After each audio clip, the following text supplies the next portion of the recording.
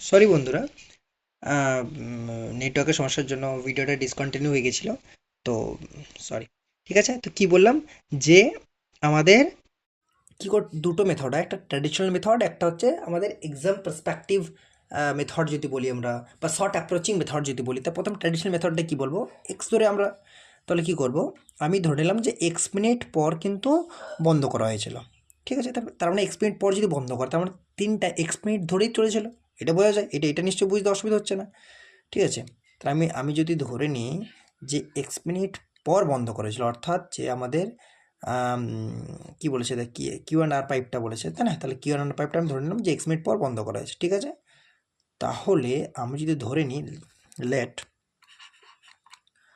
After after X minute, ঠিক আছে, after X minutes pipe Q and R, ঠিক আছে, R will be turned off, ঠিক আছে, বন্ধ করা হয়েছিল বা বন্ধ করা হবে কিছু একটা। ঠিক আছে, ঠিক আছে, তা যদি তাই হয়, তার মানে এই এক্স মিনিট ধরে তিনটা পাইপই চলেছে, এবং প্রতিটা প্রথম পাইপের এফিসিয়েন্সি 6, তারপরটা 3, তারপরটা 2, অর্থাৎ টোটাল এফিসিয়েন্সি 11। তাহলে যদি এক্স মিনিট ধরে তিনটা পাইপ চলে, তাহলে টোটাল কতটা, মানে কতটা অংশ আর কি ট্যাঙ্কটা ভর্তি হবে, তাহলে কিন্তু 11x। কারণ আমরা জানি ক্যাপাসিটি কী হয়, টাইম অ্যান্ড এফিসিয়েন্সি, তাহলে এফিসিয়েন্সি হচ্ছে টোটাল এফিসিয়েন্সি 11, টোটাল টাইম হচ্ছে এক্স, তাহলে কতটা ভর্তি হবে না 11x।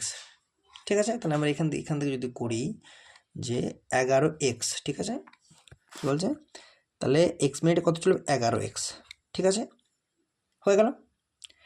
এবং আমাকে দেখো বলা হয়েছে যে টোটাল পাইপটা কিন্তু 30 মিনিটে, অর্থাৎ হাফ অ্যান আওয়ারে পূর্ণ হয়ে যাচ্ছে। তো তার মধ্যেই তো এক্স মিনিটটা ধরছে। তাহলে যে এক্স মিনিটটা হয়ে গেল, তাহলে বাকি থাকলো কি 30 মাইনাস এক্স মিনিট। এবং এইটা কে চলবে, এই সময়টা ধরে কে ওপেন থাকবে, কিউ আর তো বন্ধ করে দিয়েছি, পি ওপেন থাকবে। প্রিফারেন্সে কত পেয়েছিলাম 6, তাহলে ইন্টু 6। তাহলে এই যে ক্যাপাসিটিটা নিশ্চয় টোটাল ক্যাপাসিটি অফ ট্যাঙ্ক, অর্থাৎ 240। বুঝতে পারলাম আমি এই জায়গাটা, বুঝতে পারলাম যে আমি ধরে নিয়েছিলাম যে এক্স মিনিট পর কিউ অ্যান্ড আর পাইপটা বন্ধ করা হয়েছে। তাহলে তাহলে আমার এক্স মিনিটে কতটা মানে ট্যাঙ্কটা কতটা ভর্তি হবে, কতটা অংশ ভর্তি হবে, না টোটাল ক্যাপাসিটি ইকুয়ালস কী হয়, না টোটাল এফিসিয়েন্সি টাইম। তো টোটাল এফিসিয়েন্সি 63211, আর টোটাল টাইম হচ্ছে এক্স মিনিটস, তাহলে আমাদের 11x। আর বাকি যেটা রয়েছে টোটাল, কারণ ট্যাঙ্কটা হাফ অ্যান আওয়ারে ভর্তি হয়ে যাচ্ছে, তাহলে যদি এক্স মিনিটটা বাদ দিই, তাহলে 30 মাইনাস এক্স। এই মিনিটটা কে চলেছে, কিউ আর তো বন্ধ করে দিয়েছে, পি চলেছে, পি এফিসিয়েন্সি 6। তাহলে নিশ্চয়ই এই টোটাল ক্যাপাসিটি এটাই হচ্ছে 240 সমান।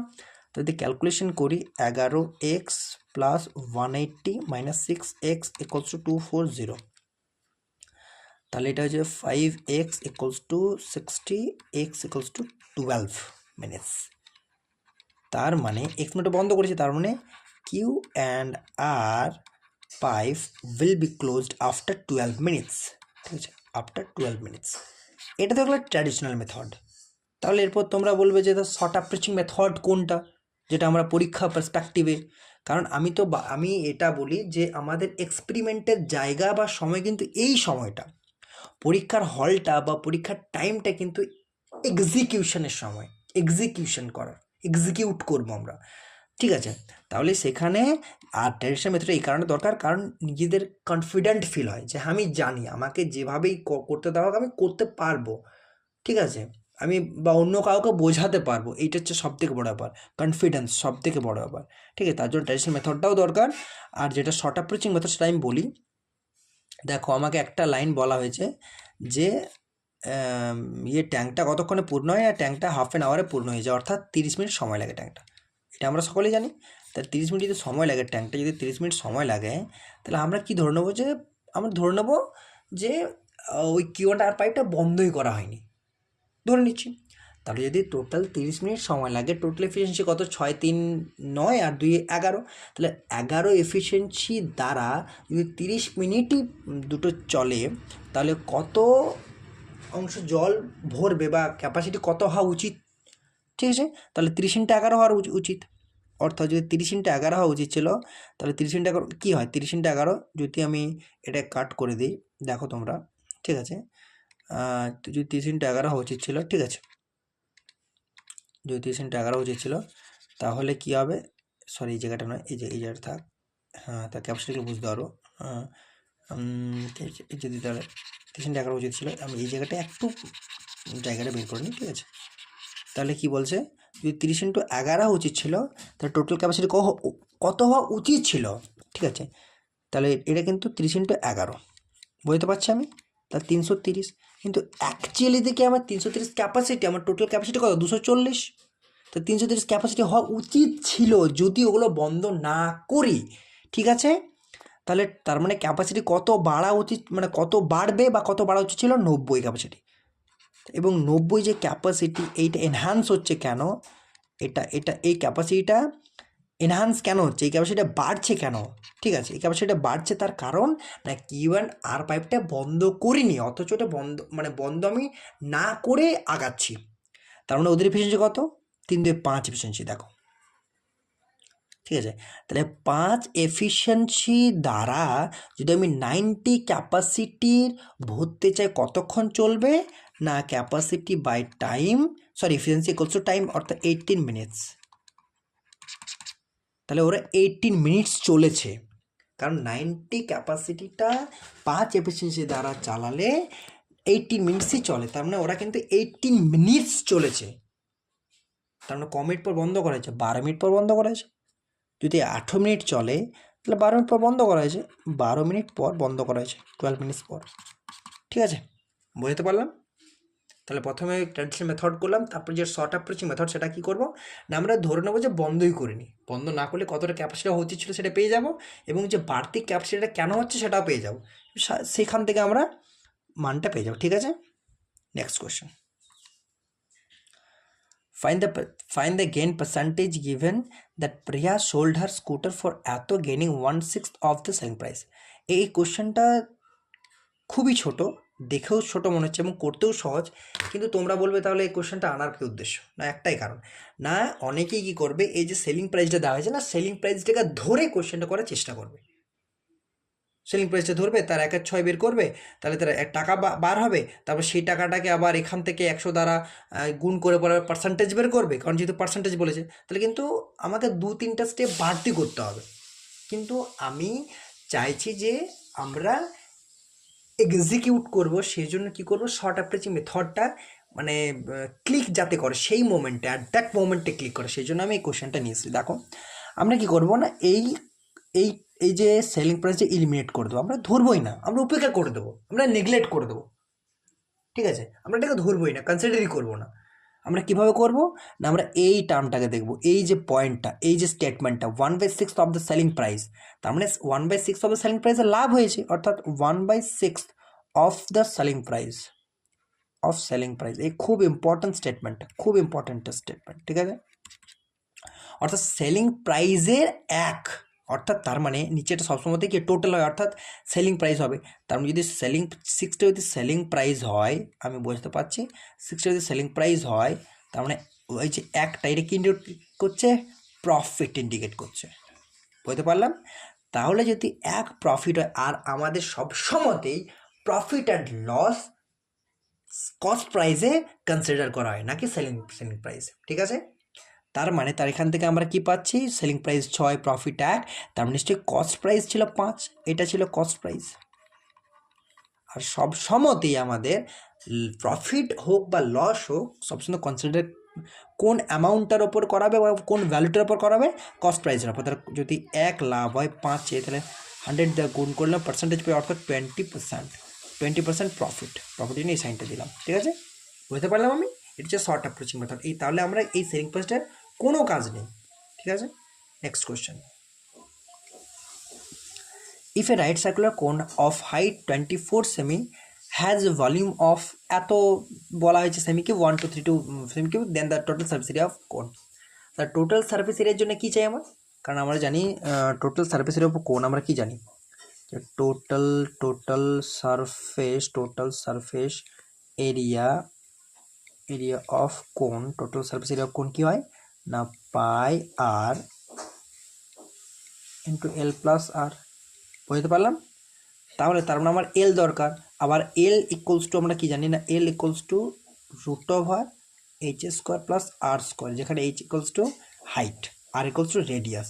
তাহলে L equals to slant height, আমি টোটালটা লিখে দিচ্ছি আরেকবার, স্ল্যান্ট হাইট, ঠিক আছে, slant height, H equals to height, ঠিক আছে, এগুলো সব কোণের কিন্তু, আর ইকুয়ালস টু রেডিয়াস, এগুলো সব কোণের, অর্থাৎ স্ল্যান্ট হাইটই কোণের, হাইটটাও কোণের, রেডিয়াসটাও কোণের, ঠিক আছে।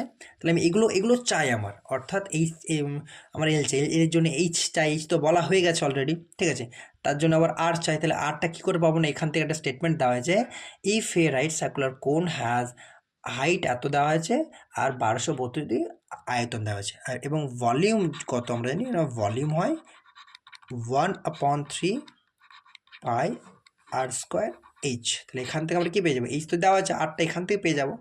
তাহলে যদি আমরা এটাকে ক্যালকুলেশন করার চেষ্টা করি, অর্থাৎ ভলিউম কি হয় 1/3 আর স্কোয়ার এইচ, তাহলে কী হয়, আমি যদি আরও একবার রিরাইট করি না, দেখো 1/3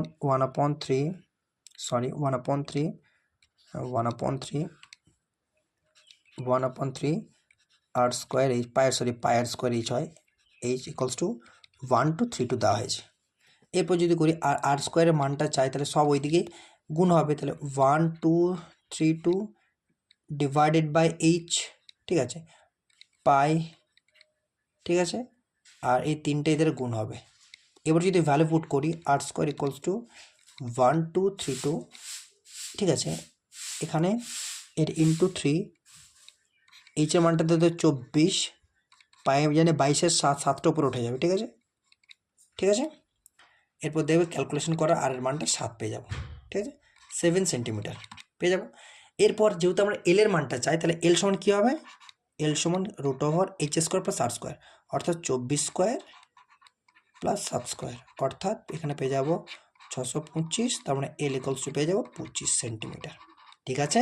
তাহলে এল পেয়ে গেলাম। এরপর আমার কি চাই, সমগ্র তলের ক্ষেত্রফল।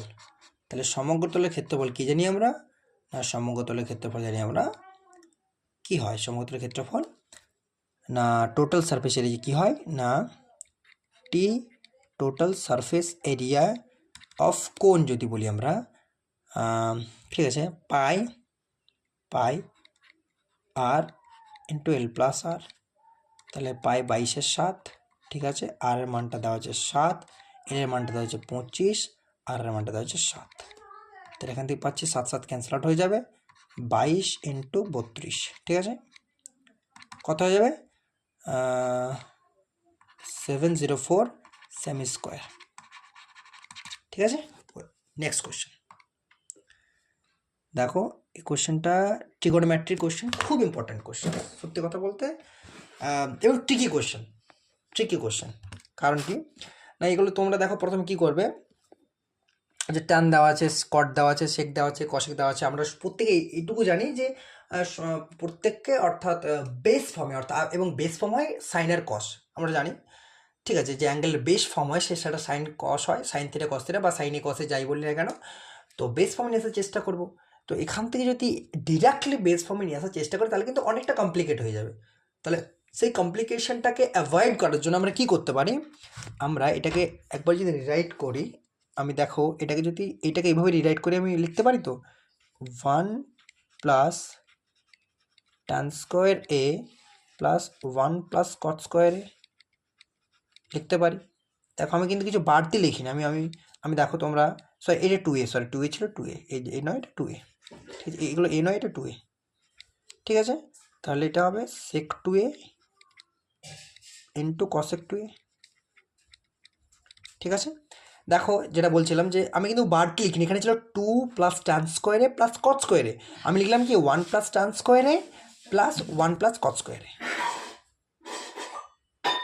ঠিক আছে। তাহলে 1 plus 1 2 plus tan square plus cot square কেন লিখলাম, আমি এটা কেন লিখলাম, কারণ 1 প্লাস ট্যান স্কোয়ারে হয়ে যায় সেক স্কোয়ারে, আর 1 প্লাস কট স্কোয়ারে হয়ে যায় কসেক স্কোয়ারে, ঠিক আছে। তাহলে 1 আর নিচে সেকে কসের ফর্মে দেওয়া আছে, তাহলে সুবিধা হবে। তাহলে 1 প্লাস ট্যান স্কোয়ারে এটাকে আমি কি লিখবো, sec square 2a plus 1 plus cosec স্কোয়ারে কট স্কোয়ারে কি লিখবো কসেক স্কোয়ার 2a, ঠিক আছে। আর নিচে যে ফর্মটা দেওয়া হয়েছে আমাকে sec 2a cosec 2a, ঠিক আছে। এরপর দেখো আমরা যদি ডিভাইড করে দিই তাহলে এখানে কি পেয়ে যাবো আমরা sec square 2a by sec 2a cosec 2a, একটা sec 2a ক্যান্সেল আউট হয়ে যাবে, তাহলে এখান থেকে পেয়ে যাবো আমরা sec 2a by cosec 2a plus এখান থেকে পেয়ে যাবো cosec 2a by sec 2a, cosec 2a sorry এটা cosec 2a, ঠিক আছে, cosec 2a by sec 2a, ঠিক আছে। এরপর কী হবে, ঠিক আছে, এরপর কী হবে, এরপর দেখো এরপর যদি আমরা সাইন কোসে ভাঙার চেষ্টা করি, এটা পাবো sec 2a এটা 1 by cos 2a, R cosec 2a এটা 1 by sin 2a, sin 2a উপরে ক্যান্সেল হয়ে উপরে হয়ে যাচ্ছে, তার মানে এটা আলটিমেট কী পেয়ে যাচ্ছি sin 2a আপন cos 2a, পাচ্ছি কি না, এভাবে পাচ্ছি। প্লাস এটাও পেয়ে যাচ্ছি cos 2a আপন sin 2a। তাহলে ফার্দার যদি এটা ক্যালকুলেশন করি পেয়ে যাচ্ছি sin square 2a plus cos square 2a, ঠিক আছে, by sin 2a to cos 2a equals to 1 আপন sin 2a cos 2a, ঠিক আছে। অর্থাৎ যদি আরও একটা লাইন আমি লিখি তাহলে এটা কি হবে না 1 আপন sin 2a equals two cosec 2a, আর 1 আপন cos 2a হচ্ছে sec 2a, ঠিক আছে, এবং এটাই আমাদের রিকোয়ার্ড অ্যান্সার। ঠিক আছে বন্ধুরা, আজকের মতো এখানেই শেষ, আবার পরের দিন। তো প্লিজ তোমরা চ্যানেলটি সাবস্ক্রাইব করো, বেল আইকন প্রেস করো, পাশে থাকা যাতে নোটিফিকেশন প্রত্যেকটা ভিডিও আপলোড করার পর প্রথমে তোমাদের কাছেই যায় এবং তোমরা সেগুলোকে সলিউশনস করতে পারো। আর শেয়ার করো যদি আমার সলিউশন তোমাদের ভালো লেগে থাকে। Thank you.